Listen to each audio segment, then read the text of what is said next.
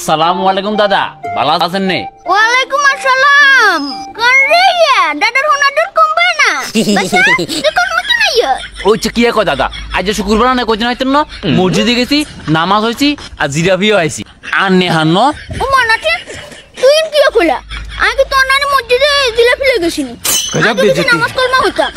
ইয়া দাদা, আরে নামাজ হইতেন গেছেন বালা কথা আরি মসজিদে 12 আন হানগন্ডে আইছেন। হ্যাঁ আনে মুইতা হানকা নাতি হানগিল কন্ডা আছি বলতে দাদা নামাজ শেষে হানজাবির হকড়ি তো তসবিলে আদ দিছে আজ হানে খেলি। দাদা তো আবার হান দেখলে বেশি কতক্ষণ বই থাকতে আর না, দাদার কিলকিলানি উড়ি যায়। তো এই হেনের পা হানে গেলি গালিতে পড়ে দি বার চলে এসি কিরবে না।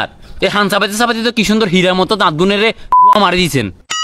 ওইছে তুই বাসা ব্যবহার খারাপ করো আর কিলে ভাত সবাই ঠান্ডা লাগতা ঠিক করে কেন বুঝিস?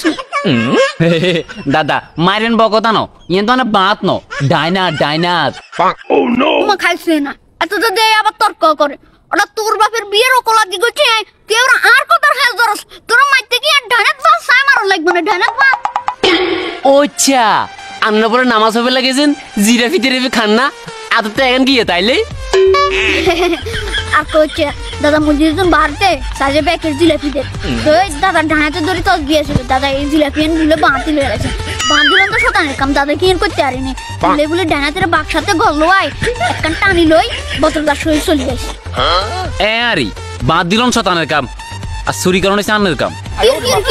কি এবার চুরি সামারি কথা কোনটা তুনানোর দাদা কই যে আন এখানে বয়স বেশি হয়ে গেছে তো এলে কানে বেশি শুনেন। আনের কই যে জিরাফি দুনিয়া যদি আনে খান ডায়াবেটিসের সমস্যা হবে এই বয়সে। একখান যদি আর দিয়াল না কি মাইন্ড করবো কই দাদা দেন না আসুন বগাতে দেরি করি আর মিষ্টি মুখের মতো কি হয় দাদা? ও দাদা কোনে গেছে হন্দির থন্দির বইয়া